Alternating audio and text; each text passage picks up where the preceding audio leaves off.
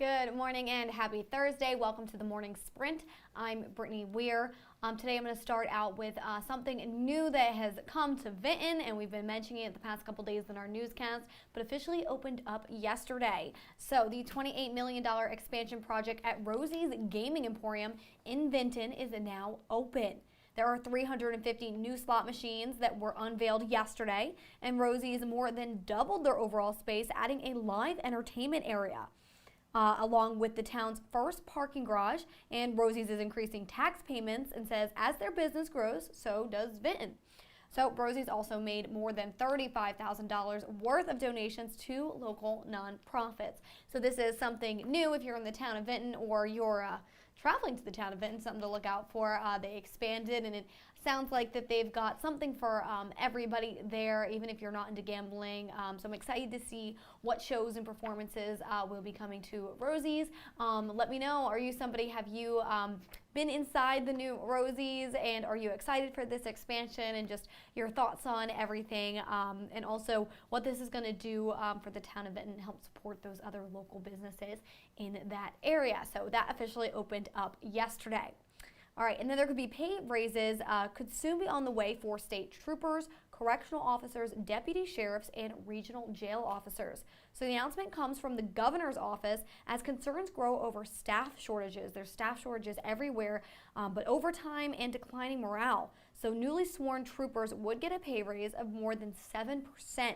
Starting pay for correction officers would jump up 25%, and then 20% for deputy sheriffs and regional jail officials.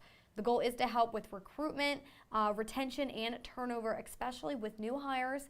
The General Assembly and Governor-elect Glenn Youngkin will have the final say. So police departments, though, are not included in this since they are funded by localities.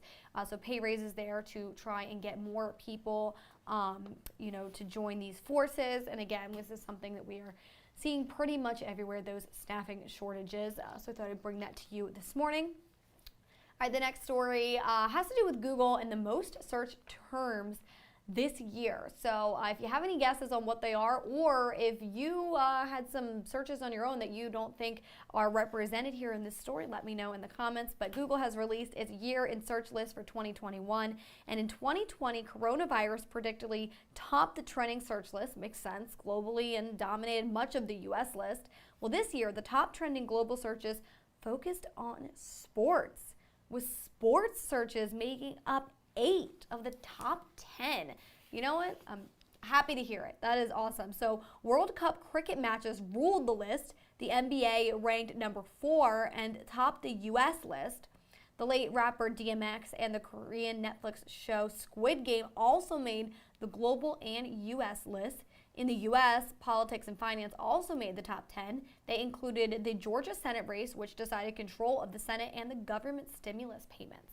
So this all makes sense, but I am happy to hear that sports were at the top of the list there. Coming from a personal perspective, I Google sports if I don't get the game, or if I'm not able to watch the game I want to see, I Google to see what the score is so I can stay in the loop. So that makes sense to me, and I guess if other people are doing the same. But what are some of the things that you Google the most or look up the most? I know yesterday this was a topic we had on our Daytime Blue Ridge show, and something else that I always tend to Google is recipes. I'm always looking for new recipes for dinner or sweets, because I have a big sweet tooth, just kind of shake things up a little bit. So if you have any recommendations on those, let me know. All right, and then the last story I have for you today is an interesting combination between a drink a lot of people seem to like and a cookie a lot of people seem to like. So let's just get into it. So the mad food and beverage scientists, they've been busy, as you can see right there on your screen. Oreo and Barefoot Wine have teamed up for quite the concoction, a cookie wine. I'm intrigued. I like this. The small batch wine is called Barefoot X Oreo Thins Red Blend Wine. The company says it includes flavors of chocolate and cookies and cream and notes of oak. I can get behind this. It's available starting Thursday at barefootwine.com/OreoThins until supplies run out. It costs $24.99 for 2 750 milliliter bottles and 1 package of Oreo Thins cookies. I think that is so worth it. Getting your cookies and your wine. I'm interested into what that tastes like, putting cookies in wine, but again, I am intrigued, and this is something that I would try. If I saw it in the store, I would definitely pick it up, just because one of those things I think you have to try. So what are your thoughts on this? Is this something you would like to pick up? Do you think it's a good idea, or do you think it's probably not going to be good wine? I guess if you're a big wine lover, but I love sweets and wine together.